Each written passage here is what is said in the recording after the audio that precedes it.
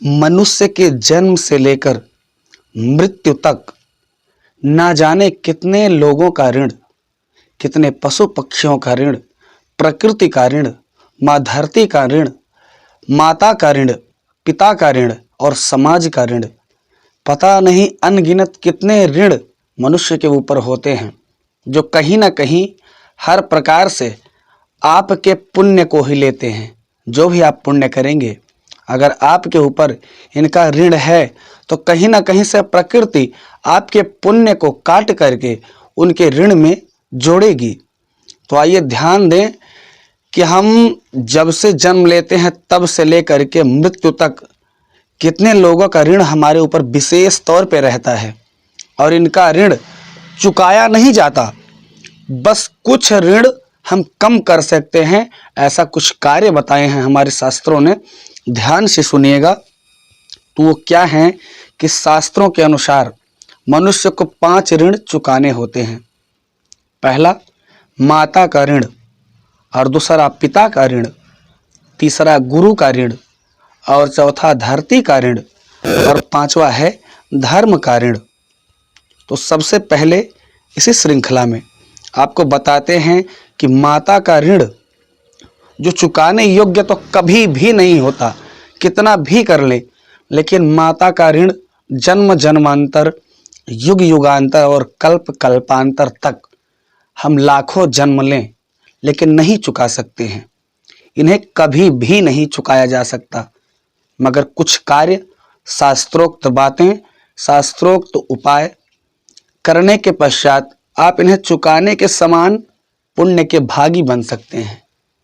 ध्यान दें, आपको जो उपाय बताया जा रहा है वो उपाय आप सिर्फ कुछ परसेंट जो इनका ऋण आपके ऊपर है उसे कम कर सकते हैं, ना कि उसे चुका रहे हैं। ध्यान दीजिएगा। पहला ऋण होता है माता का ऋण। इसे चुकाने के लिए कन्यादान करना चाहिए, जो कि माता का ऋण चुकाने के लिए एक सबसे अच्छा उपाय है। दूसरा है पिता का ऋण। पिता का ऋण चुकाने के लिए संतान उत्पत्ति करनी चाहिए। क्यों कि जैसे पिता ने हमको पैदा किया, अपने कुल और वंश का नाम दिया, कुल और वंश के परंपरा का संस्कार दिया, उसी भांति उसी कुल को बढ़ाने के लिए एक उत्तराधिकारी आप भी दे। ये अपना कर्तव्य ही नहीं, परम कर्तव्य होता है, जिसे हम शास्त्रों की भाषा में ऋण कहते हैं। तीसरा ऋण होता है गुरु का ऋण। गुरु को हमारे भारतीय संस्कृति में, आर्ष ग्रंथों में, हमारे पुराणों में, हमारे वेदों में भगवान से भी बड़ा बताया गया है।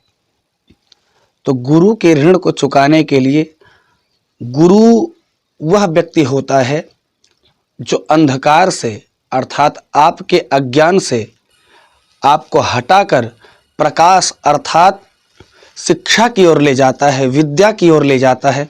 वह व्यक्ति होता है गुरु। और गुरु साधारण व्यक्ति नहीं होता। प्रलय और निर्माण उसकी गोदी में खेलते हैं। प्रलय और निर्माण रथ के 2 पहिए हैं जो गुरु की गोदी में सदैव पनपते और विनाश होते रहते हैं। तो गुरु का ऋण चुकाने के लिए जितने भी लोगों को हो सके आप शिक्षित करने का प्रयास करें।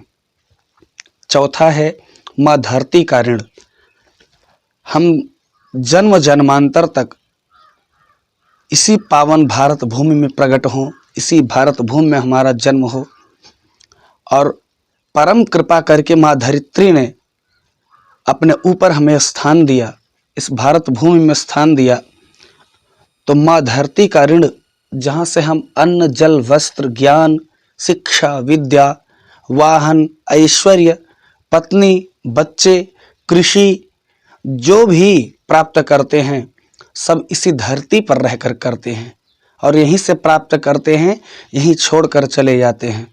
तो माँ धरती की कृपा से हमें जो आज नेम फेम जो भी मिला सब उन्हीं की कृपा से मिला है। तो उनके ऋण को चुकाने के लिए या तो आप कृषि करें अर्थात खेती बाड़ी करें, और या फिर पेड़ लगाएं, वृक्षारोपण करें। और अंतिम है और 5वां धर्म का ऋण। धर्म का ऋण चुकाने के लिए सिर्फ और सिर्फ एक उपाय है, धर्म का प्रचार करें, प्रसार करें। तो अगर ये वीडियो आपको अच्छा लगे, इस वीडियो पे आपने जितना समय दिया उससे आपको कुछ ज्ञानार्जन हुआ, कुछ जानकारी हुई, तो इसलिए चैनल को सब्सक्राइब कर दें, लाइक करें और ये ज्ञान का दीपक सभी के मन मस्तिष्क में जग जाए।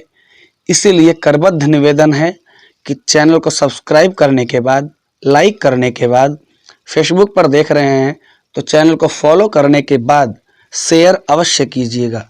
धन्यवाद।